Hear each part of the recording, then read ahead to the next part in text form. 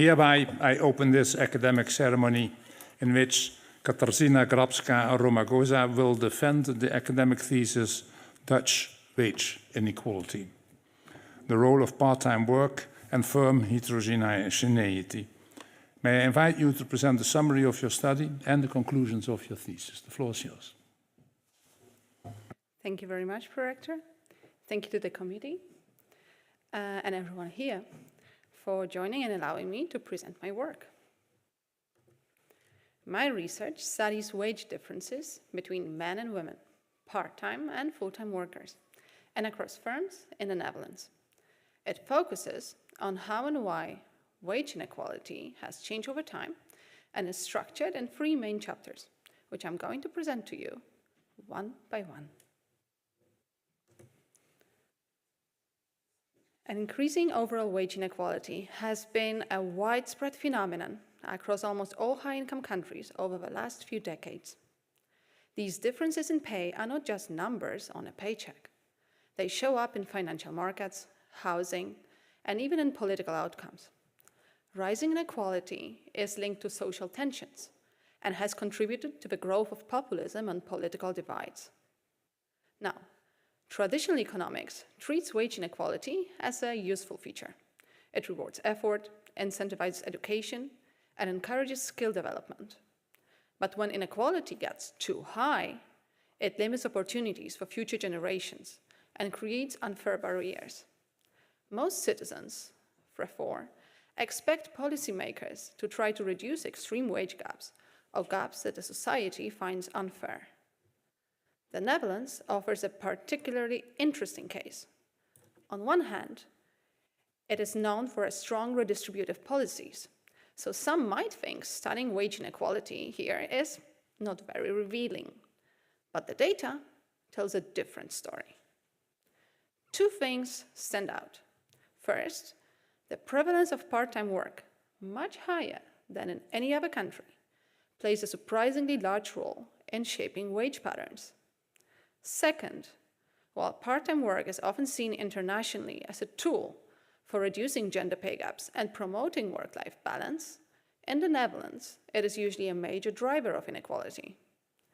My research looks closely at these developments, uncovering stylized facts that challenge conventional wisdom and help us understand the mechanisms behind both wage inequality and the gender pay gaps. Let me start with one of the most striking facts about the Dutch labor market. Around half of the prime-aged workers work part-time. This is an extraordinarily high number by international standards. In most European countries, the share is closer to 20%. So the Netherlands is not just a bit different. It is a real outlier. There is also a clear gender pattern. Depending on the cutoff you use, 0.8 FTE, which is around 29 hours of work a week, a full-time equivalent of full-time 1 FTE, which is around 36 hours, women are far more likely to work part-time than men. So this is not a neutral feature of a labor market. It has strong gender implications. These thresholds of 29 and 36 hours themselves are a testament to the part-time nature of a Dutch economy. Even full-time in the Netherlands is slightly lower than the standard 40-hour work week in many other countries. I should also note that these specific numbers are based on my dissertation research. I want to explain the dataset I use for my analysis. I rely on data provided by the Statistics Netherlands and combine different sources and frequencies of data into a single cohesive dataset. Specifically, I use salary information from the tax office, which comes from monthly salary statements, combined with data from the business register administrative records on inhabitants. By linking these sources, I can create a yearly matched employer-employee dataset. This means I can observe every worker in the Netherlands and also have detailed information on who their employer is, which allows me to analyze patterns across both individuals and firms. The Netherlands has about 18 million people. And in my dataset, I observe the entire working population from 2006 to 2022, covering the full labor market. In the final cleaned and restricted sample of prime-aged workers, I observe around 5.3 million workers per year, and in total over 8 million unique individuals. This gives a very comprehensive and detailed view of a labor market, allowing for robust analysis of inequality and employment patterns. In chapter 2, so my first content chapter, I focus on the gender wage gap. The table you see here highlights one of the key findings.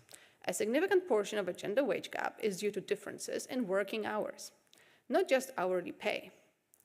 In fact, about 2/3 of a gap is explained by the fact that women are much more likely to work part-time. We also see an important shift happening. Younger women and higher paid women are increasingly moving into full-time work. This is part of a broader trend where women now make up a larger share of the highest earners. In comparison, men are slightly more likely to work part-time. This shift suggests that the labor market is increasingly divided by working time rather than just gender, which could have long-term implications for both wage equality and work-life balance. I also want to raise an interesting point regarding a fall in gender wage gap from 17% to 10%, because in my thesis I stated that I find a stronger decline in gender wage gap compared to the official statistics. Now, when I was looking at it a few months later, preparing for the defense, the new updated results on the general statistics were published for 2022 and 2023. And we also see the strong decline that I find in my dissertation in the official statistics as well, which is quite reassuring. However, over a working life, gaps in hourly wages still widen. Let's stop for a minute to examine this graph. A line at 0, which is here, means gender equality in hourly earnings. So for each euro that a man earns, a woman earns a euro as well. Above that line, women earn more than men. And below, men earn more than women. Finally, at the horizontal axis, we have workers' age. These graphs show unconditional hour earnings, so just regular gross or brutto earnings per hour, but separately for part-time and full-time workers. And this is represented here by the solid line. We see that these gaps get larger over a worker's career, and is especially so for full-time workers. But of course, not all workers do the same work and have the same skills. So I do a fairer comparison. I control for factors that should affect wages, such as tenure, education, type of contract, etc. And this is represented by the dotted line on these graphs. And I find that these pay gaps are actually way larger, and especially so for younger people. I also find that they are mostly driven by promotion patterns within the firms.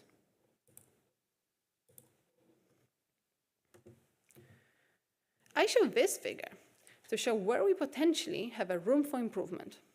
Quickly on the graph, this is a probability for working full-time, defined as more than 29 hours per week, which for men here above, I hope you can see here above a man, it reaches 90% in the early 30s. But for women, it peaks in the late 20s and shows only a little rebound past childbearing age, even recently, in year 2022. There is a room for women supplying longer working hours in their 40s, 50s, and 60s. We often hear that people are living longer, and we tend to think of that as meaning more years of an old age. But it also means more years of good health in young and middle age. In fact, and this is not based on my research, it's based on a different study, in 2022, the average 70-year-old had the same cognitive ability as a 53-year-old in year 2000. If 70 is the new 53, then the way we work and earn across a lifetime should be changing. That raises a big question, not only economic, but to the society as a whole.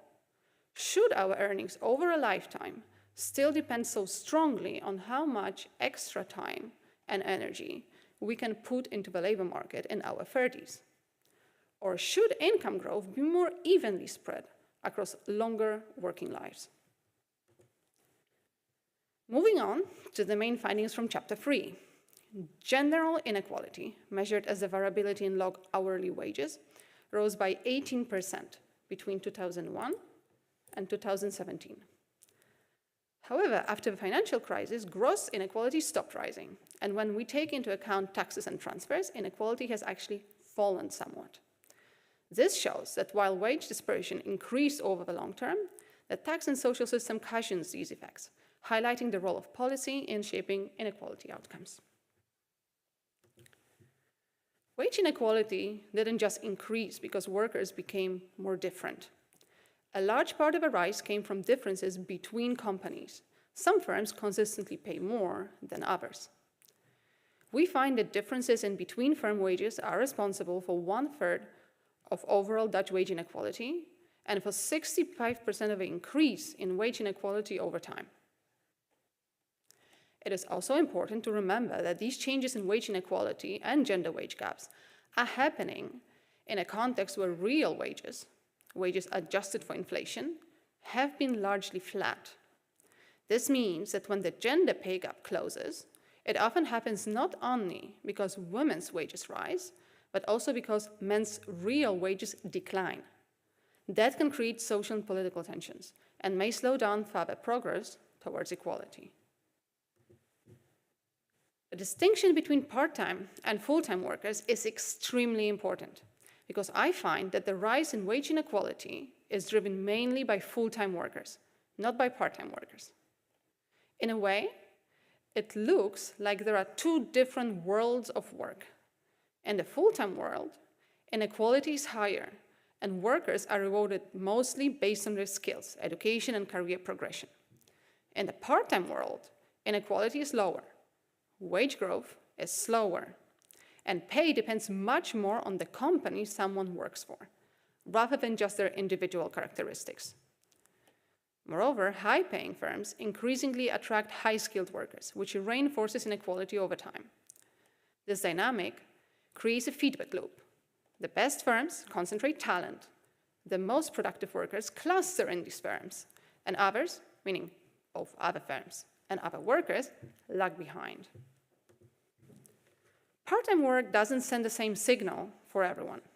When a man works part-time, it often carries a negative signal. They experience larger wage penalties compared not only to full-time men, but also to part-time women.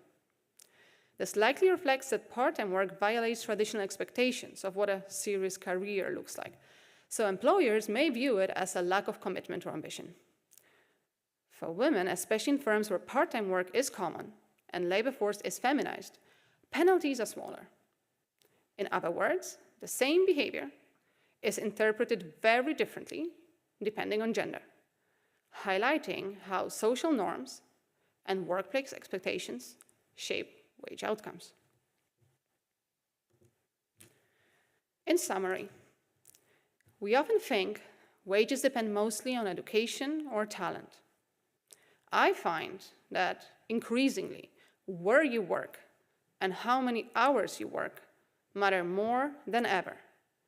Inequality has shifted from being mostly about gender to being about working time in firms. This matters for gender equality and financial security, and also for productivity and growth, because we may be underusing experienced workers later in life. My research doesn't tell us what the perfect system should look like, but it shows very clearly that wage growth is still tied to who can work longest and hardest early on, rather than who contributes most over a long life. And now, if you allow me to quickly reiterate the summary in Polish.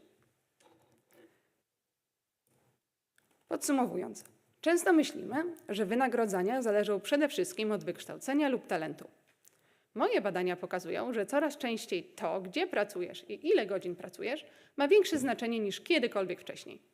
Nierówności przestają dotyczyć głównie płci, a zaczynają dotyczyć czasu pracy i firm. Ma to znaczenie nie tylko dla równości płacowych i bezpieczeństwa finansowego, ale także dla produktywności i wzrostu gospodarczego, ponieważ możemy niewystarczająco wykorzystywać doświadczonych pracowników w późniejszym okresie życia. Moje badania nie mówią nam, jak powinien wyglądać idealny system dla Niderlandów, ale pokazują bardzo wyraźnie, że wzrost wynagrodzeń wciąż jest powiązany z tym, kto może pracować najdłużej i najciężej we wczesnym okresie życia, zamiast z tym, kto może się przyczynić najwięcej w trakcie coraz dłuższej kariery zawodowej. Dziękuję. Thank you for your presentation, and thank you for also showing the beauty of the Polish language.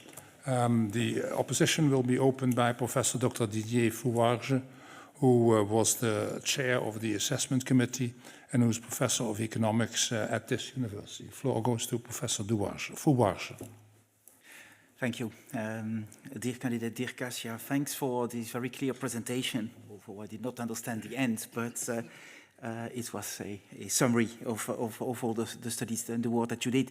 Thanks also for giving us me the opportunity to read your work. I read the thesis with great interest and appreciate the labor that you put into that, especially the empirical part, and especially among that, the data construction in which you engage for that is supporting of your work.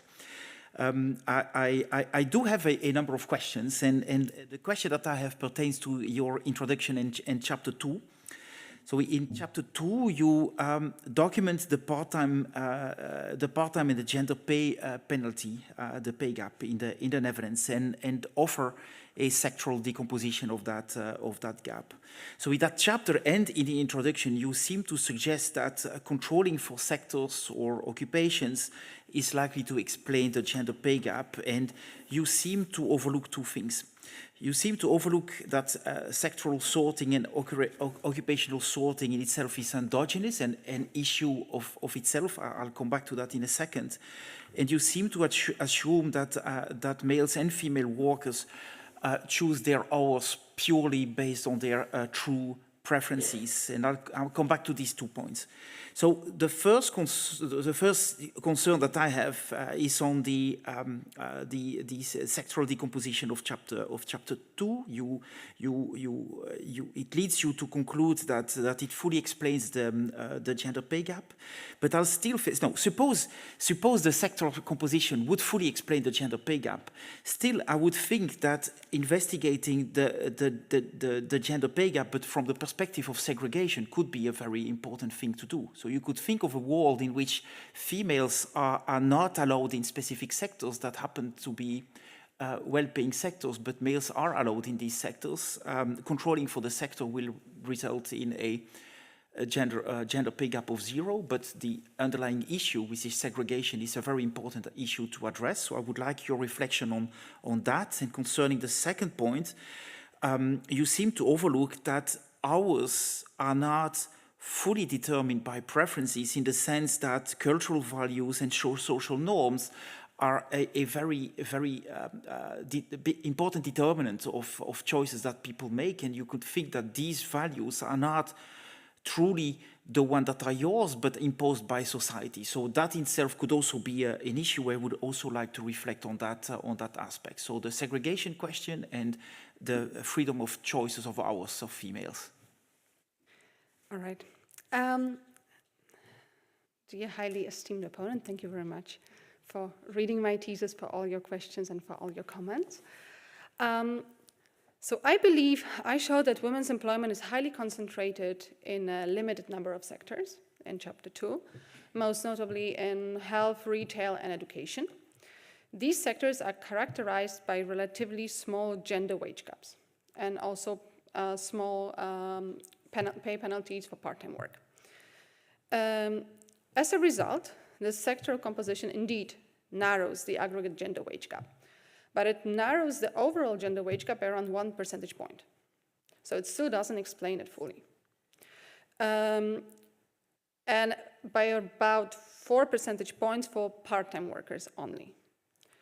And this finding is, to my knowledge, internationally unusual.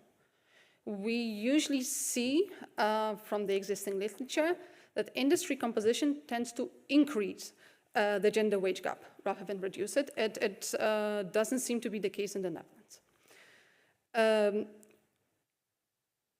And the fact that the sectoral sorting in this context works in the opposite direction highlights the importance of, as you're saying, institutional and organizational features at the sectoral level, particularly regarding working time arrangements and pay setting practices.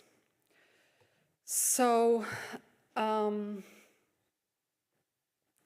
so I do not believe that the sectoral composition explains all of the gender wage gap. It explains some of it. There are still other important drivers of gender pay gap. However, the relative importance of other components decreases over time, while this contribution of sectors stays roughly identical over time, so it becomes relatively more important. This is definitely true. This is also robust to using different measures of sectors. For example, on a 3-digit level. For people who are more familiar with Dutch data, it will be the SBE industry classification. Now so I hope I addressed this part of a question. So my point was more, suppose you would explain 100% of the gender pay gap, but then females are fully segregated in one sector and males fully segregated in the others. Do you think we don't have a societal issue? I think that's the fundamental question that I'm having. I think, okay, if that's the question, then this is, yes, I mean, this is the reason why, for example, in this chapter on gender wage gap, I did not include some information that was available in the data set and that some people use to explain the gender wage gap. Because I've seen numerous studies where people put the gender dummy and they put part-time dummy and they say it explains all the gap. I believe that there is still a gap. I didn't put a dummy for a marital or a variable controlling for marital status because it's a normative statement, but in my opinion, those things maybe they do, but they should not impact wages. So they are part of a residual, as this residual measures the gender wage gap. So I definitely do not think that if we put sectoral composition and women tend to be segregated in low-paying sectors and it explains the gender wage inequality, well, great, we know the mechanism, but it does not mean that there is no issue to be addressed, that there is no gender wage gap. That's also why I present several types of gender wage gaps, because I'm an economist, so my role is not to make normative statements, it's to show the mechanisms, and it's up to, that's a very CPB answer, it's up to politicians and society to take this knowledge forever and make the normative-based decisions. But that's why I put several types of decompositions for gender wage gaps, but the one that I truly believe in is the one that does not have controls for things that should not impact human capital of a person being on the labor market. Now, on hours worked. So for hours worked, there are definitely social norms behind hours worked. So this is an issue of endogeneity. And I know that I do not address endogeneity in my thesis. I rather just acknowledge it and observe it. Why is that the case? It's very difficult to find a good instrument for working hours. And it's not that we weren't trying. We were. We found a lot of interesting findings, like probability of being married depends on hourly ages for men, but not for women, for example. So you could say that, that these working hours depend on a household composition, but it's also endogenous. It depends on children. But then again, this is a person's decision to have a child or not. So it's very difficult to find a good instrument for working hours. I could actually imagine one instrument. It would be fairly weak, and the problem is of generalizability. But we could have looked at workers who are migrants or second-generation migrants, look at their country of origin and the typical working hours in that country. Because migrant women tend to have longer working hours than Dutch women. This is the opposite cases for men. So in this thesis, I wanted to show the broad description of a labor market and be able to generalize the findings, to describe the whole labor market. And this is what I'm doing. Definitely, these working hours are a choice. But if you start doing instruments or some other causal inference, you, at least from the data that we had, you really had to narrow down the scope and you cannot capture the full labor market anymore. So that would be a lovely future work. I think a lot can be done on part-time work in the Netherlands and the Dutch labor market. And I definitely think that there are social norms behind it. And that's something also that I partially address in the final chapter, by showing that the work culture of a firm, so how many hours workers typically work in a firm, which is a firm norm, has an impact on these part-time pay penalties, and that they are gender specific. Thank you. Thank you. The opposition will be continued by Dr. Sabine Dobbelare, who was also a member of the assessment committee and who's an associate professor in labor economics at the Vrije Universiteit Amsterdam. The floor goes to Professor Dr. Dobbelare. Dear candidate, I would like to congratulate you on your thesis. It's a very nice, coherent piece of academic work where you contribute very meaningfully to the empirical labor economics literature, in particular on gender-based and overall wage inequality, and in the role of firms in shaping those disparities. And given that you explicitly integrate the role of part-time work, a core feature of the Dutch labor market, you advance not only academic work, but also you guide policymakers aiming to foster more inclusive employment strategies in the Netherlands. That being said, let me ask you to start with two questions. The first is on the decomposition of wage inequality in chapter 2 and 4. So there you don't control for education level at the granular level when separating the between and within firm effects using your AKM decomposition. So I was a little bit worried about that. So I would like you to reflect how not accounting for education at the granular level might bias your estimated contributions of the between and within firm components. And as a second question, you show in chapter 4 that there is a growing importance of the between firm component in explaining wage inequality. So can you elaborate on the mechanisms that might drive this increased importance of the between firm component, and more specifically on the role of the firm-specific wage-setting policies, which are particularly relevant in the segments of the labor market you consider? And perhaps a last small one, I was a bit surprised to see in chapter 4 that the match effect, so the interaction of the worker and the firm, does not explain a lot. And I was particularly surprised given that there is a lot of literature right now that focuses on the complementarities between workers and firms. Think about jointly investing in intangibles in an economy where intangibles are prominent. So I would like you to reflect on that. Highly esteemed opponent, thank you very much for your questions. So first on controlling for education. Especially in chapter 4, where I do not control for education.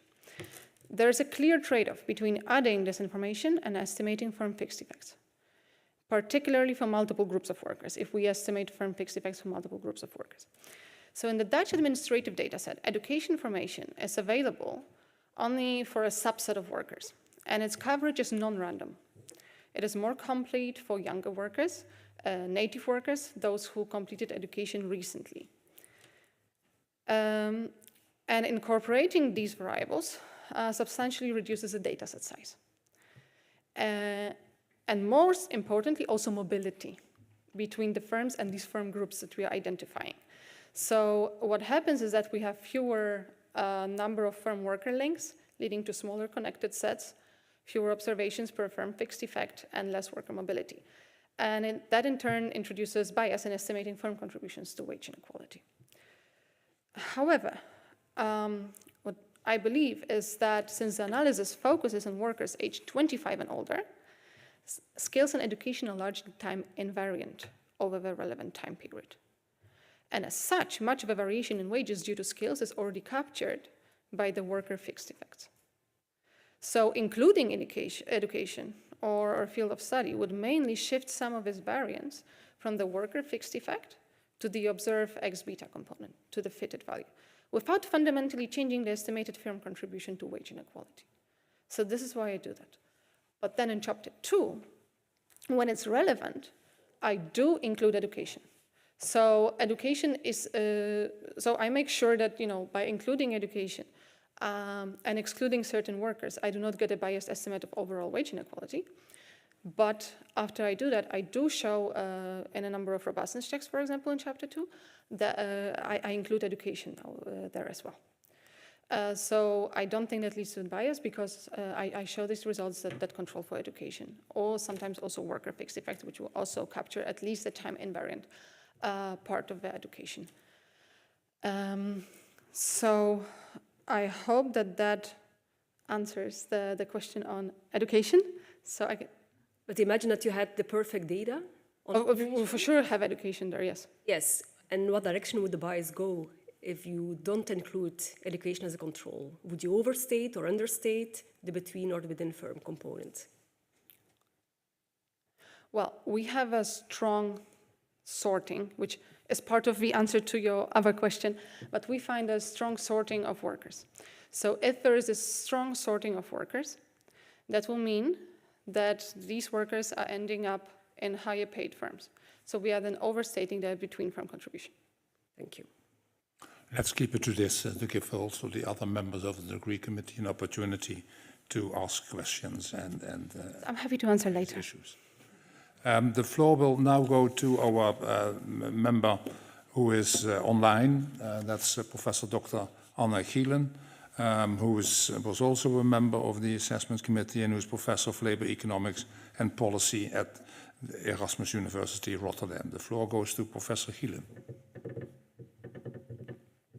Dear candidates, it's my pleasure to be part of this ceremony today, and I apologize again to you for not being able to be present in person in the room today.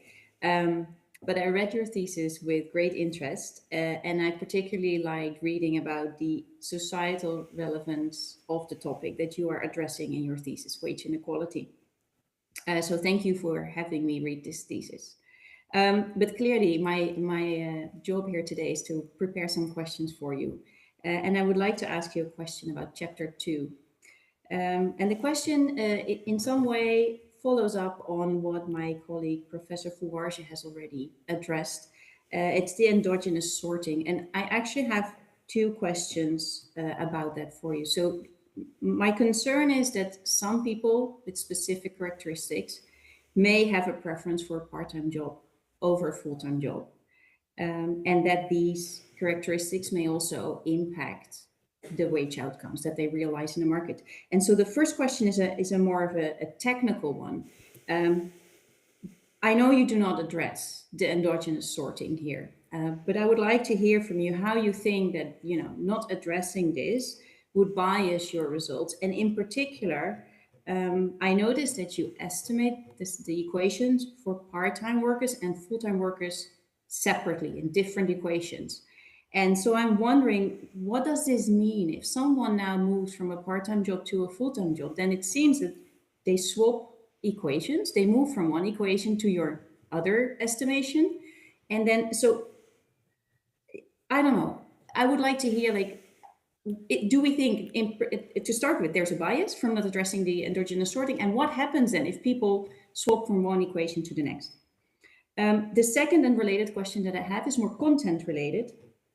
And it's again about this idea that some people might prefer a part-time job because they might be willing to compromise wages for other non-wage job characteristics that they might like better. For example, job flexibility, or working for a firm that has family-friendly leave policies, things like that. And I was wondering, do you have any insights on what part of the wage gap is actually due to the fact that people prefer other non-wage job characteristics? Have you been able to study that? I know that recently Dutch researchers have been working with data from collective wage agreements. Do you have any insights on, maybe the package of job characteristics, including wages, that some people might try to optimize and which to a certain extent may explain your findings? Highly esteemed opponent, thank you very much for your question. I'm going to try to talk a bit faster than maybe to try to address both. I'll start with a second. A key concern raised by this question is whether wage differences, I guess, reflect compensating differential for non-wage job characteristics, such as flexible hours or leave arrangements rather than inequality per se. While this is an important issue conceptually, it is substantially less problematic, in my opinion, in the Dutch context. than many other countries, particularly in the US, but also for part-time workers, a lot of other European countries. First, it's indeed difficult to measure non-wage benefits in administrative data sets. If we had information on that, we would have used it. However, the relevance of this limitation depends critically on institutional context. In the Netherlands, most major non-wage benefits are standardized and largely independent of the employer. Healthcare is not employer provided. Pensions are typically a fixed share of earnings. Firms have little or no discretion over statutory holidays, so sick leave or duration of parental leave and other entitlements like that. And importantly, they are also prorated for part-time workers, so there is no bias there either between part-time and full-time workers. So as a result, I think there's a limited scope for firms to compete or differentiate on these margins, especially compared to countries like US without the CIOs. So I think this is important to notice. What is potentially important or could be potentially interesting to study. So the primary non-wage characteristics associated with part-time work, such as greater scheduling flexibility, I think this is just inherently largely a mechanical consequence of shorter working hours, rather than employer-provided work. So in a sense, flexibility is embedded in the choice of working less hours during the week, or fewer hours, and does not reflect discretionary firm-level compensation. And this makes it, in my opinion, conceptually distinct from non-wage benefits that could generate compensating wage differentials. However, a potentially interesting, if I had the perfect data, non-wage benefit is commuting time.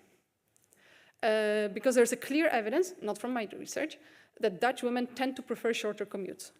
And that implies that part-time or local jobs may be valued not only for the wages, but also for the reduced travel time.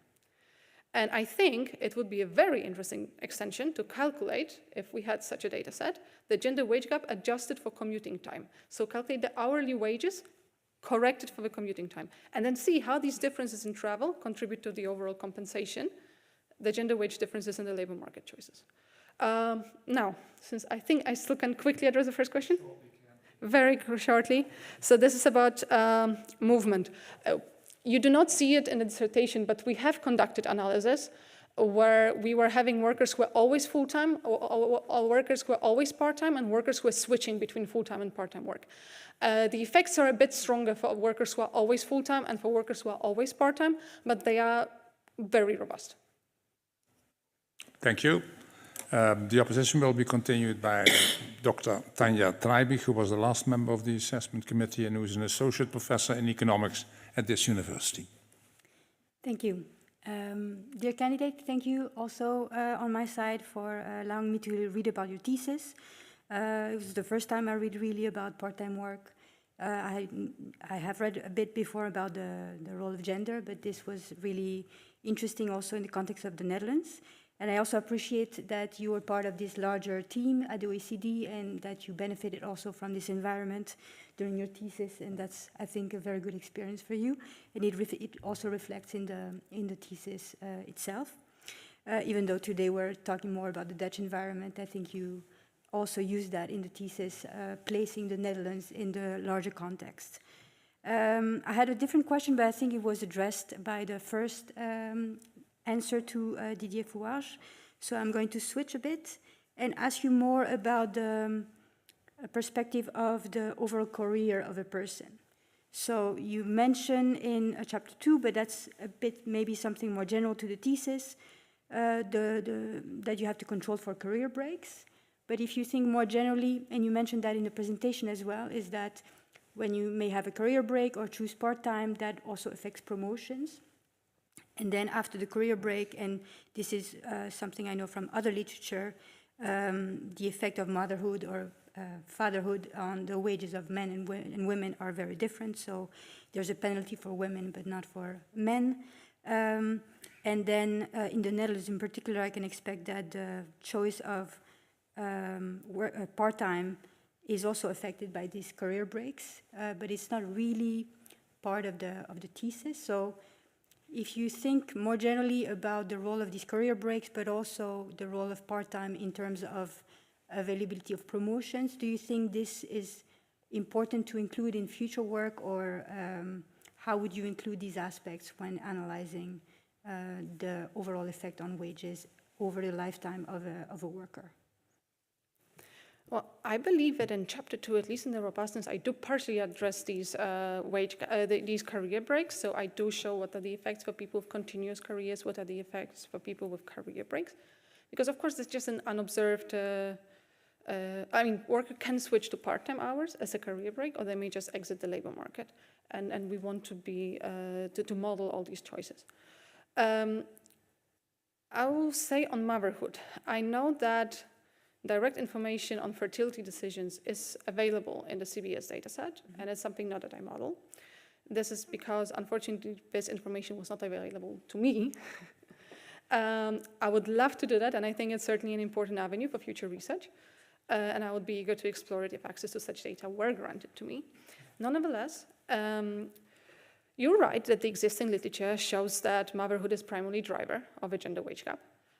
And not fatherhood. Usually men receive, if anything, a bonus for being a father. And in the Netherlands, this motherhood pay penalty is mostly due to the reduction in working hours. Mm-hmm. In my analysis, I do not measure the direct impact of motherhood per se, but I observe changes in working hours over the life course and in promotions and wage growth over the life course. So in this sense, working hours act as a mediator of a motherhood effect on wages. So to capture this indirectly, I model workers' careers carefully as a function of age, accounting for career progression and labor market attachment over time. And since fertility decisions of women generally follow a fairly predictable age pattern, way more than for men, analyzing wage trajectories by age allows me to capture much of a systematic impact of motherhood on labor supply and wages without including this variable. Yeah. And I know this approach does not isolate motherhood directly, but I think it provides a reasonable approximation of its effect on the gender wage gap within the constraints of the available data. So I think it allows me to account for career interruptions and part-time work that are largely driven by motherhood, without needing this fertility data explicitly. But yes, having this data would allow me to estimate separately the direct and indirect effect through working hours. But I still believe that this is a way smaller effect, because the effect that I'm not estimating will be due to discrimination, changes in job assignments, or long-term career penalties not fully captured by hours. Okay. Yep, thank you. The opposition will be continued by Professor Dr. Bart Goldstein, who is a professor of human capital and social economics at this university. Thank you. Dear candidate, dear Kasia, first of all, congratulations as well on finishing this beautiful thesis. I have two questions that are more general of nature, more speculative. And one is that in your conclusions, you write that closing the Dutch gender wage gap requires increasing the supply of female working hours and decreasing part-time work penalties. And I agree with the former, so I agree with increasing the supply of female working hours, but the latter part makes the statement a bit of a contradiction to me. Because if we want to increase the supply of female working hours, shouldn't we increase the part-time work penalty? Or to put it more positively, shouldn't we give a full-time work bonus? And this is something that people think of nowadays when they think about the teacher shortage. Shouldn't teachers do primarily work part-time? Shouldn't we give them a full-time bonus to push them to increase their working hours? And I would like to ask you about this, how you think we could do this in practice. Aren't there any ethical concerns, for instance? So that's question one. And question two is that in your thesis, you look at the inequality between individuals. But here I would like to challenge you and think more about inequality between households. So if you do so, I think you can no longer speak of a part-time penalty. And the reason is that from the perspective of the family, if you compare a traditional family with one full-timer and one person who is not working to a family where two people are working part-time, then in terms of taxes, the two part-timers are heavily subsidized. So my question is, do your conclusions hold if we think about household inequality instead of individual inequality, whether you can say anything about that, and how would your policy advice in this case change? Thank you. Highly esteemed opponent, thank you very much for your question. So, increasing supply of female work hours is definitely going to lead to the smaller gender wage gap. That's something that we have observed over the last 15 years in the data set. As the supply of hours increases for women, the gender wage gaps are closing. On the part-time penalties, part-time penalties are also present for men. So if we decrease a part-time penalty for men, they are more likely to work part-time. And if men and women are more, this is the case, the Netherlands has the highest incidence of part-time work overall, has the highest incidence of part-time work of women, has the highest incidence of part-time work of men, and has the highest gender wage gap in working hours between men and women.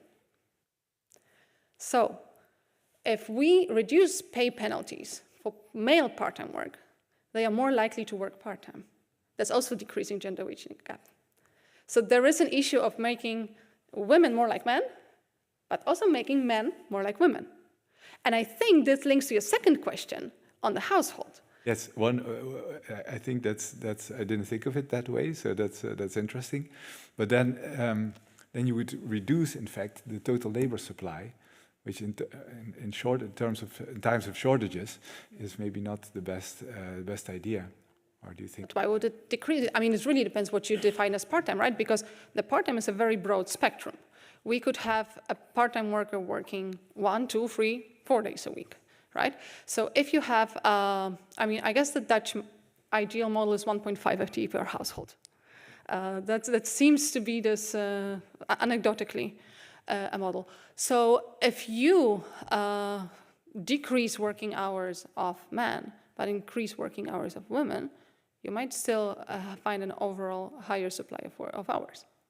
I see. It will really depend on the margin of a part-time work, right? Full-time work is easier because full-time work is just 36 hours. But then it will depend on what is the margin. And that brings me to the second question of inequality between households, which, yes, that's interesting. That again creates a lot of endogeneity.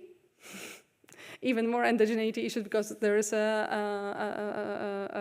separate concern of finding a partner, and we know that probability to be married is related to income and to working hours. So indeed, that could be a joint decision. And what you're not taking into account maybe is that two spouses who both work part-time are also both having part-time wage penalties. And that's probably a reason why in most couples, a woman will be working part-time and a man will be working full-time. This is a fully rational decision given the current system. Because woman is not going to have as big part-time penalty as a man. Man is going to have a bonus to working full-time. This is how they maximize their income. They could keep their labor supply in terms of hours equal, both shift to part-time, the total income would decrease. And especially so if we take into account life course and the probability to be promoted. So there is the issue of these penalties. I would love to discuss it further, but I think we still have one more opponent. Yep. Thank you. Thank you very much for your cooperation on time management. Thank you. The opposition will be continued by Professor Dr. Wilco Lettery, who is a professor in strategic management and who is sitting next to me. Thank you, dear candidate, dear Kasia. Let me start by saying that I enjoyed reading your work. You have researched an interesting and important topic, and your writing is easy to follow. And for someone who is quite a novice in this area, that's a real treat. I'm also impressed by the work that you had to put into the data. I know that this is really hard work, and you did a great job, I think, in doing that. It's not an easy ride to work with this type of data. And you deserve all honors already shared with you. I do have a question, and it concerns your chapter 4. You investigate wages from the perspective of inequality.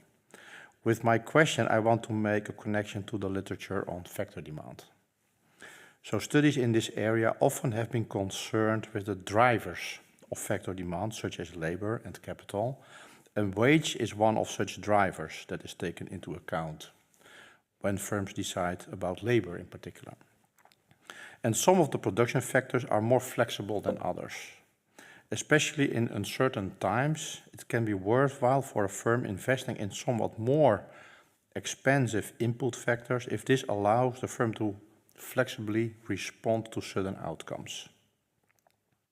Now, amongst others, you find in chapter 4 that the firm component of wages has become increasingly important over time, particularly for part-time workers, and that wage inequality is more and more shaped by differences in working times. Part-time workers are also strongly influenced by where they work. Furthermore, firms' compensation policies are generally more favorable toward part-time workers. This is what I read in your chapter 4.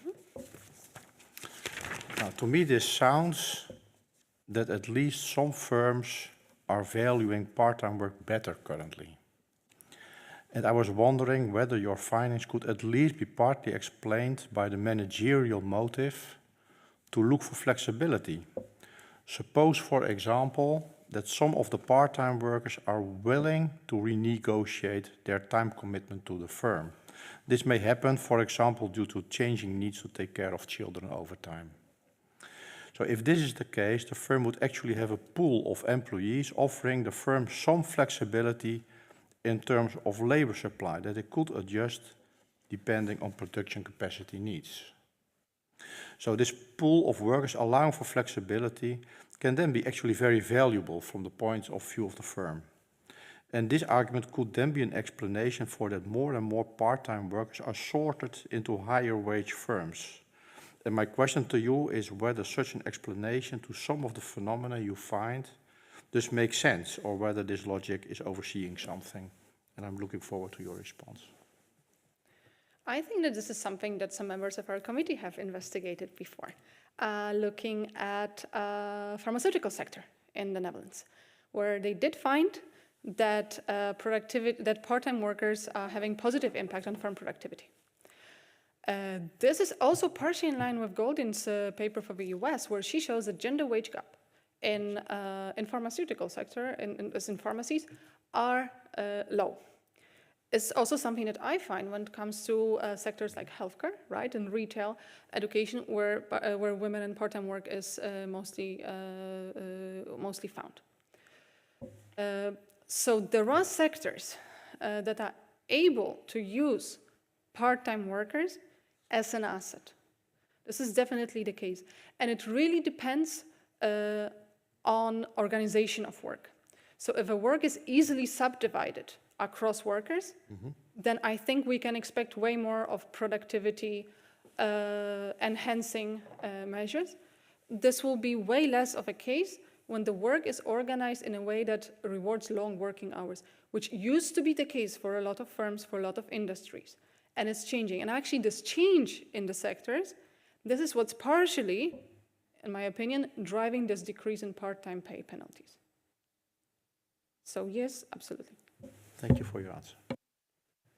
Thank you. The opposition will be continued by Dr. Stefan Kuhn, who is an associate professor in international and labor economics at this university. Floor goes to Dr. Kuhn. Thank you. Dear candidate, dear Kasia, let me also, first of all, congratulate you on your thesis. And I will be a bit repetitive because a lot of compliments have already been given. But I also want to say, maybe once more, it was really a pleasure reading your thesis. I think the empirical analysis is well conducted, and this leads to clear findings. And I think you also, in your thesis, managed to translate them into clear and precise policy implications. I think that makes it very valuable and interesting to read. So well done. My question, I have a short question, and in the interest of time, maybe you have a challenge. I have a short question that might require a longer answer.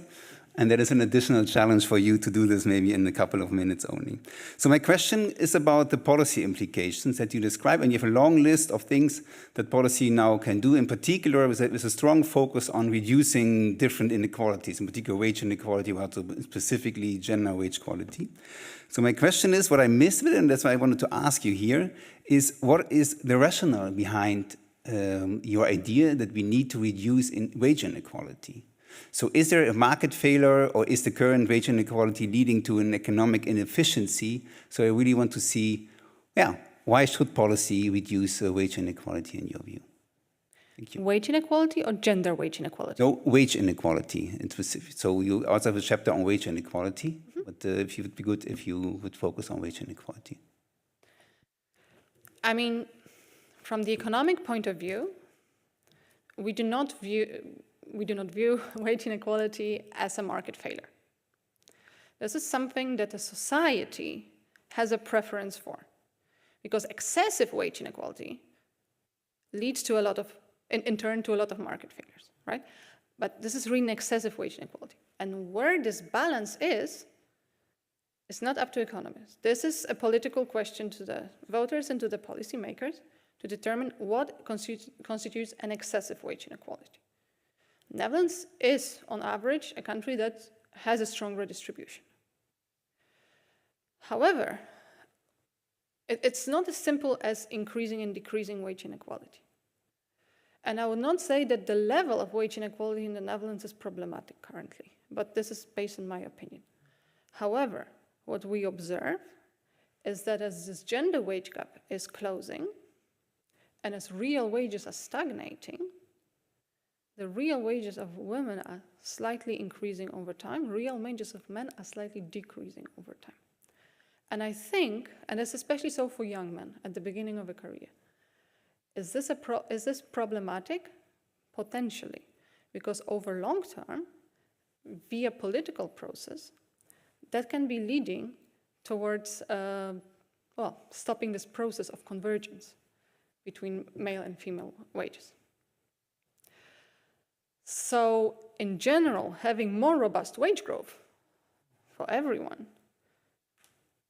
could potentially make it more feasible in the long run to get at least closer to this gender equality. But the level of wage inequality itself is not problematic. It's just rather an observation, and if policymakers want to act upon it, that's something else, right? There's also this change over since financial crisis, where the wage growth is way less robust. It's because of our GDP growth and productivity growth is way less robust. And this has real implications for the economy. So I think I just lost my thought. But what I wanted to say is that the growth itself is more of a problem, I would say, the low growth of wages, than the inequality. So if wages keep on increasing, I think politically it will be way less of an issue if we observe this convergence. We also see convergence over the last 15 years between the median and the bottom deciles, because of a relatively high, it's not that high in real terms, but relatively high increases in minimum wage. So that's, again, that's something to be informed as a policymaker, just what the developments are, what does it mean, what are the implications. But then this is not up to economists to say that, well, this is excessive or this should be changed. It's just observing these outcomes, because the funny thing is that even looking at the aggregate statistics on wages, usually internationally from OECDs, even CBS, are based only on full-time workers. They are missing half of the labor market. So the policymaker doesn't even know in terms of indicators where the inequality is and where we are. So I think that's what's important. Okay, thank you. Thank you for clarifying. Thank you. We still got a little bit of time because we have to finish the time properly. This implies that we're concluding now this first round, and I would like to, for extremely short question, give the floor to Professor Gielen, who is online, and who's furthest away. At least I think Rotterdam is farther away than Amsterdam. So it goes to Rotterdam. Professor Gielen.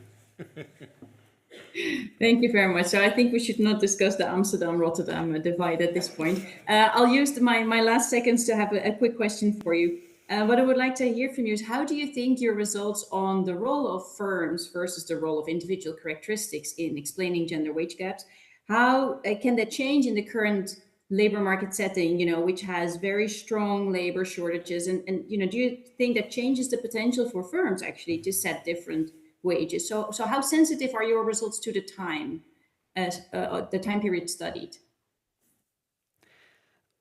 Well, I do my analysis on a yearly basis, and we do see that these trends are quite robust and that they are not driven by any variation. There's even no effect of COVID. You've got all the room to just finish your response. So there is even no effect of a pandemic, and that's something that we're really hoping for different indifferences, and we wanted to write a chapter on that, but it's not visible in the data, even on a monthly basis. Wonderful. Thank you very much. We're concluding. I should explain that I've had my former professorship was also in Rotterdam, so maybe that's a bias in opting for Rotterdam. But Katarzyna Grabska-Romagosa, the time appointed for defending your thesis has passed, and the degree committee will now withdraw to discuss the quality of your thesis and the quality of your defense, including the time management on which you contributed. I request that you and your company await the results of our deliberations and our return in this room.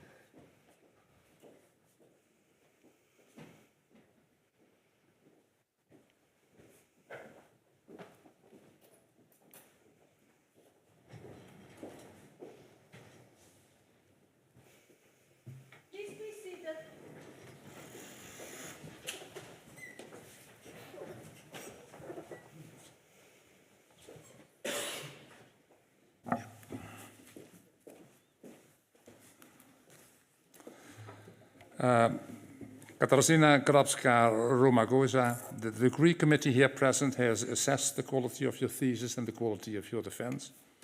And in view of its positive verdicts and taking into account your previous qualifications, the degree committee has decided to grant you the degree of doctor. Professor Pfan is authorized to confer upon you this academic distinction in accordance with Dutch university custom, and I invite your supervisor to now take the floor. Please, all rise.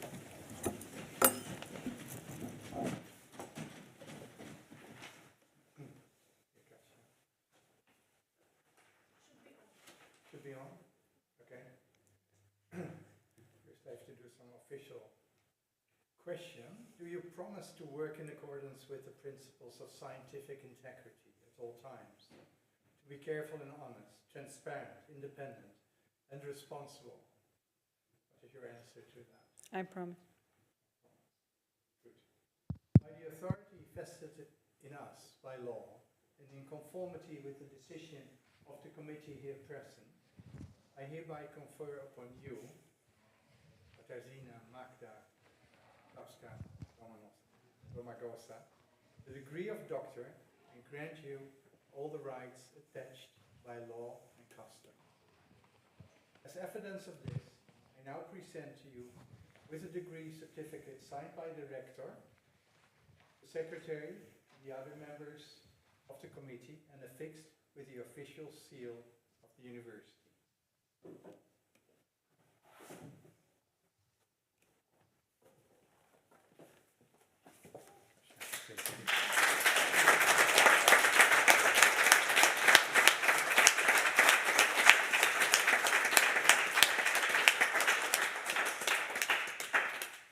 Please be seated.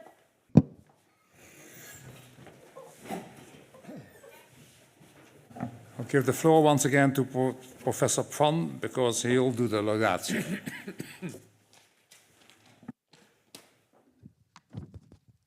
Thank you, Mr. Chairman.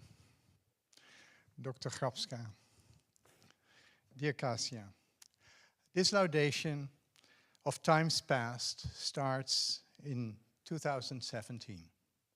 On Thursday, March 30th, Kasia takes the train from Amsterdam to Maastricht for a meeting with Cindy Lopez-Bento and myself about a PhD position at the department. Kasia stepped up and into a new journey. You had obtained your master degree, cum laude, from the Utrecht University School of Economics, where you had worked as a TA in macro, applied econometrics and maths. At the time when you applied in Maastricht, you had served for 3 years in The Hague at the Central Planning Bureau as a researcher in macroeconomics and co-authored a series of articles, one in particular on the slowdown of labor productivity in the Netherlands after the 2008 global financial crisis. You had also passed several PhD courses successfully, including time series analysis at Cambridge University and econometrics, applied micro and macro at the Tinbergen Institute. We were so excited. It is hard to imagine to meet a more suitable candidate for that job opening than Kasia. Well trained in economic thinking, policy studies, and statistical analysis, and experience with packages such as Stata, LaTeX, R, eFuse, and MATLAB. So why Maastricht? One could ask. Well, for starters, Kasia wrote in her 2017 motivation letter, and I quote, I feel the urge to improve my research skills. I want to expand my analytical toolbox and produce novel and independently delivered research projects, unquote. Moreover, you wrote, I find labor market studies very interesting since they delve into the essence of people's lives and the forces that shape societies, unquote. The match couldn't be better. On April 7th, 2017, Kasia accepted our job offer and started as a PhD candidate in August of the same year. After initial topic search into the world of innovation, technology and skill complementarity, you developed a taste for working with large linked employer longitudinal data, an interest that you shared with your fellow PhD candidate, Koya Snek, who is also here in the room today. When Cindy left the university, she also abandoned her role as supervisor. You seized the newly created space to focus your research more and more on the importance of part-time work and firm heterogeneity.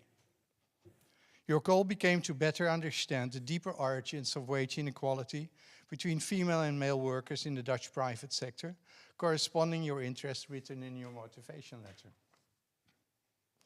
In November 2018, only 1 year after you started your research, you headed to Paris to work on the LINKED project, linked employee data, at the OECD Science, Technology and Innovation Group, directed by Chiara Criscuolo.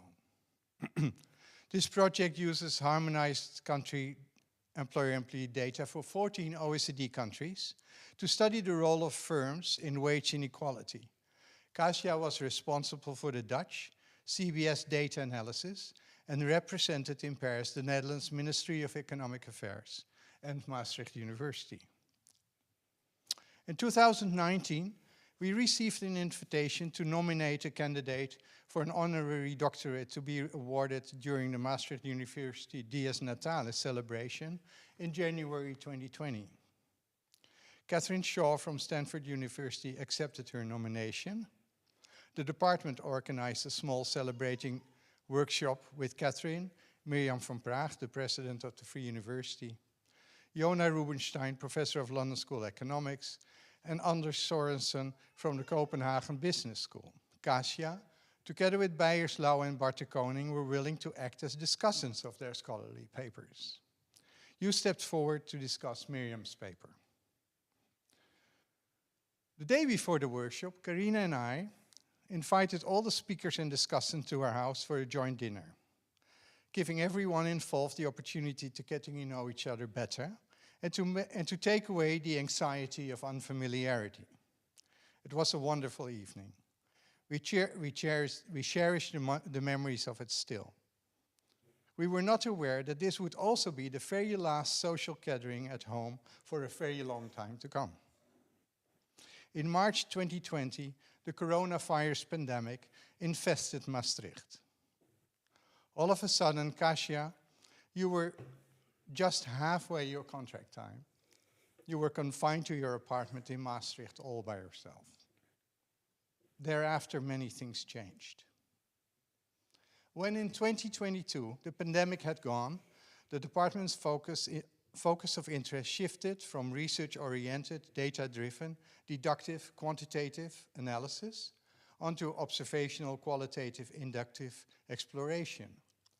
No longer was there a need nor a demand for statistically skilled, bright PhDs or postdocs.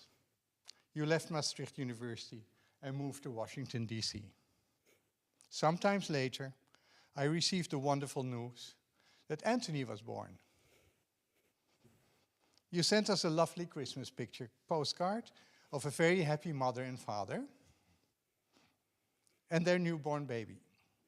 I kept that postcard on my cupboard in my office, never giving up the hope that you would manage to finalize your thesis.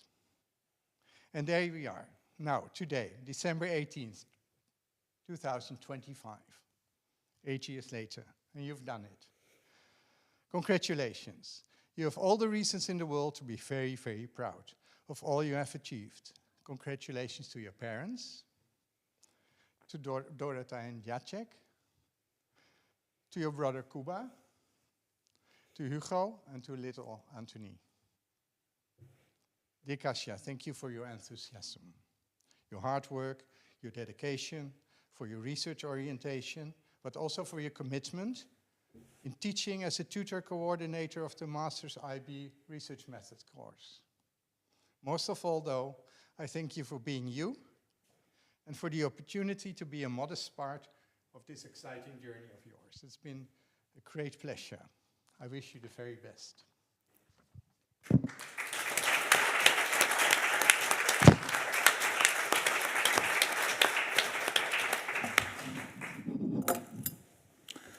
Dear Dr. Grabska-Romagosa, also on behalf of Maastricht University, I congratulate you, your family, your friends, and your supervisor with the degree that you have acquired. And I would like to thank the members of the degree committee for their contribution to that. That finalizes this session. Were not that we would like to take a picture with also Professor Gielen on the background, and the degree committee with you first will then stand here. My suggestion to you is you can walk towards the Refter, where they have beautifully chilled white wine, where they have some nice other fresh drinks which you can enjoy. And I can promise you that we will bring her in 1 or 2 or 3 minutes later to that same Refter. So that being the case, we know that you're being taken care of for the time being. We will now go for the picture. But I would first like to give Professor Gielen the opportunity to congratulate you now that she's online with us. Dear Kasia, congratulations. You did an absolute fantastic job just today. And as I wrote to you earlier by email, I really hope that you enjoy this 1-hour ceremony. I certainly did. You did a fantastic job, and I hope you will enjoy the rest of your day. Congratulations, and thank you for having me with you here today. Okay. And you will stay, Anna, you will stay with us to make sure that we get this picture together with you. With this, I close this session.